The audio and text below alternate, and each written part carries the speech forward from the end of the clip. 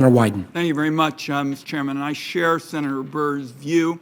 And let me thank you particularly, Director, for your professionalism and dedication. We've talked on a number of subjects, and I've appreciated it. Now, let me turn to cybersecurity. In a recent unclassified briefing from my office, government cybersecurity experts reconfirmed that a technology known as SS7, which allows phones to roam from one network to another, could also allow foreign actors to get into our networks and intercept Americans' calls and texts. These experts also identified Russia as one of the top threats for this kind of surveillance. Now, fortunately, there's a way to prevent this that doesn't get in the way of communications between our country and Russia. U.S. carriers could simply block roaming requests from Russians' phone networks. The only inconvenience would be that anyone with a U.S. phone in Russia would need to buy a local phone card. Director Haynes, my question would be, would this policy make it harder for the Russian government to spy on Americans? Thank you so much, Senator Wyden. And I think it's an excellent question, obviously, and I asked my folks what they thought about this. And basically, I think we want to explore it. If you're willing to give us a little bit of time, I gather it really would require a little bit of research to understand what the consequences would be of doing that exact kind of blocking. So I'd like to be able to come back to you, but I think it's a really worthy question and appreciate the interest. And you inherited this problem because I've been asking about it for some time, but you're new on the beat and you've been responsive and I appreciate it. Director Burns, the public knows far less about intelligence activities conducted under Executive Order 12333 than under the FISA law.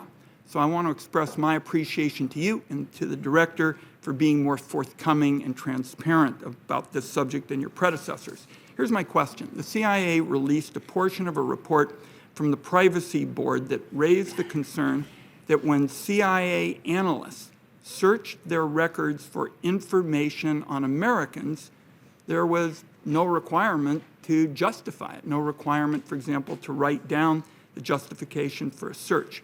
My question, and we've been talking with your folks, will you commit this morning to requiring CIA analysts to write down their requests for conducting searches on Americans so those searches can be reviewed? The short answer, Senator, is yes. I can assure you that CIA will comply with our Attorney General guidelines, documentation requirements for conducting queries. In fact, I met last Friday with the new chair of the Privacy and Civil Liberties Oversight Board to talk about this issue, and I stressed my personal commitment to working with her and the rest of the board very effectively in the years ahead. So when could we expect that this reform would actually be implemented? Well, as I said, you have my commitment that we'll review our current procedures and ensure that all our systems are compliant, and I'd be glad to report back to you in 6 months on that. Okay, let's see if we can speed it up because we've been waiting a long time for this one as well. We'll talk further about it. You've been responsive as well. Let me go to you, Director Wray, if I might. You testified on Tuesday that the FBI bought a license for the NSO hacking tools to evaluate them and determine what security concerns they raise. Did the FBI inform anybody else in the government about what it learned from that evaluation?